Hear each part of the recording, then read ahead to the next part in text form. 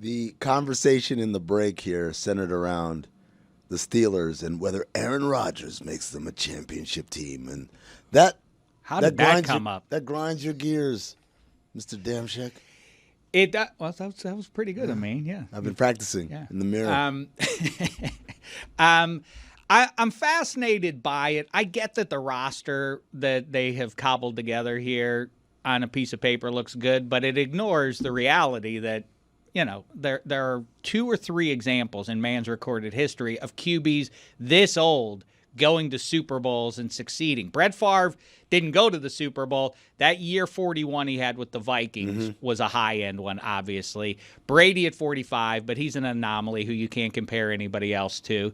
And that's it. Warren Moon had a good year in Seattle when I think he was 42. Right. That's it. That's the whole list. So the assumption that Aaron Rodgers is going to go, I'm one of the most gifted QBs. People keep hitting me up, Steelers fans, as a fellow Steelers fan, and accusing me of being a hater of Aaron Rodgers. No. You've merely adopted the darkness that is Aaron Rodgers. I was born into it. In October of 2010, several months in advance of him winning the Super Bowl, who'd he beat there? I don't remember. When he won that Super Bowl in October, before that, I said he will go down in history as the greatest quarterback of all time. I was wrong about that, but he is the most gifted quarterback, even having seen Patrick Mahomes and Josh Allen and everyone else. Somebody can dig this up from we were back in the Clevelander, I know. I don't know if it was post-pandemic or not, but I said Aaron Rodgers' whole deal is, remember that, Tony? I remember exactly what you're going to say right now. It was post-pandemic. Okay. Aaron Rodgers' whole deal is to not have enough so that he can blame not having enough.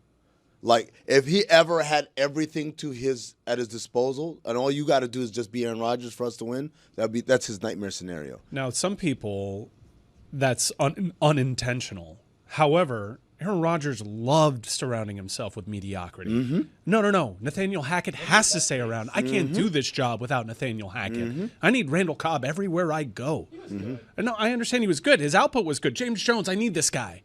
But he would always just fall in love with the talents that were offered to him that he made rise above. Joe Philbin, I need Joe Philbin. He made so many guys. Mike McCarthy should have been fired a long time. He should have been fired. Aaron Rodgers should have 2 Super Bowls. They blew the NFC Championship in Seattle. That was all on Mike McCarthy. Entirely on him. I've never seen a coach. The football gods decided against the Packers that day. That is the most heartbreaking loss, objectively, as somebody who had no rooting interest in it. The series of crazy flukes that all went the Seahawks' way in the second half and overtime. Remember the pick that the dude just decided, let me fall down on the ground. Burnett. Yeah. Why not run it? You had a path. The 2-point conversion that scraped the moon on its way down and still somehow was caught on the other side. It was a series of flukes, but Rodgers 2011 and 2014 on the short list of greatest single seasons ever. But Russell Wilson also had some great seasons early on too. That's why I keep saying this Mike Tomlin thing, as though the amnesia, it seems, that is plaguing a lot of Steelers fans. I get it. We want to be optimistic about the upcoming season here, but it really feels like deja vu watching him interact with Aaron Rodgers, the same things. We have a grown-up in the locker room, and now we're ready to roll. I said that's not going to work out. They should ride with Justin Fields as a bridge quarterback in 2026. That's not the way they went. Now it feels like he's making a sequel to last year's movie, The Expendables, but now Mickey Rourke can't make the sequel, so now they're bringing in the guy who played Drago, named Aaron Rodgers, for this sequel that no one wants to see. I think talk about blame and who blame. I think they park their cars in the same garage there, do Rodgers and Tomlin. The thing that is going to happen in 2025 is finally Tomlin has blamed a lot of people. Le'Veon Bell, Antonio Brown, old general management, all the rest of it. Now, if George Pickens thrives in Dallas and Justin Fields, I mean, that's coming to a head in week 1, a massive week 1 game. Imagine that. Aaron Rodgers plays him. Week 1. Imagine if the Jets win that game. If the Jets win that game in week, I mean, where do you go from there? Jets win and Fields outplays him. Right. Who looks worse, Rodgers or Tomlin? How about this? What if Kenny Pickett starts for the Browns in week 4 or 5 against the Steelers and beats that? I mean, there would be nowhere to hide. The end of the story people want to perpetuate is this could really be it for Tomlin. It will not be it for Tomlin. Really?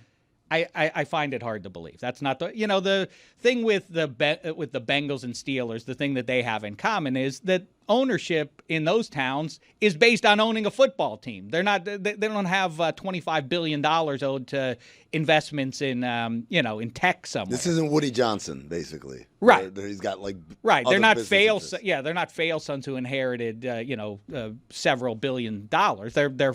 Their wealth comes from having owned a football team for a long time. Mom and pop operations. So they're invested in Tomlin in a sense of dollars. So based on the environment around Tomlin, especially the last couple of years, if this goes really sideways this year, which I expect it to, you don't. And Rodgers, obviously, it would be his final year, his only year with the Steelers. You think Tomlin remains?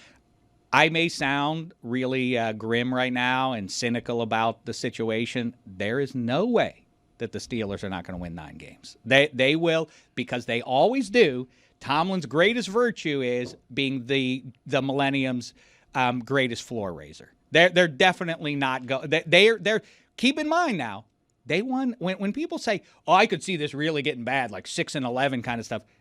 They almost made the playoffs with Duck Hodges at quarterback. Ben Roethlisberger couldn't move off his spot after he came back from injury. They went to the playoffs and were 11-0 at one point. They're going to go to the playoffs. Mitchell Trubisky and Kenny Pickett and Mason Rudolph cobbled together a season that wound up in the playoffs. They're going to make the playoffs with Aaron Rodgers. I mean, they're going to go over 500, I should say. really good. I don't know about the playoffs. I take that back. They're going to go over 500. The interesting thing is sometimes I wonder, does Pittsburgh get off on the fact that we've only had 3 head coaches in our franchise? Definitely. Like that's a thing for them, and it's more important to maintain that streak than to fire Mike Tomlin and go get someone new. I think that is right. I think the stability that is expressed in never having, and people talk about cynics, people who want to poo-poo that in the age of free agency, in the way the NFL operates, that Mike Tomlin has never had a losing season is insane. And that we don't genuflect more at that is remarkable. But the other side of the coin is we've gotten into this weird purgatory, and everybody acknowledges it. And it seemed at the end of last season that Tomlin finally got it. All right, we've taken this as far as we can go in the QB league. I cannot win every game 12-11 as I want to, no matter if it's against the best team or right? 12-11? 12-11. That's clearly his preferred method of winning NFL games, whether it's against the best or worst team in the league. That's how they always will play. But I think it felt like he gets it. They now have to get a quarterback, and then they turned around and did this.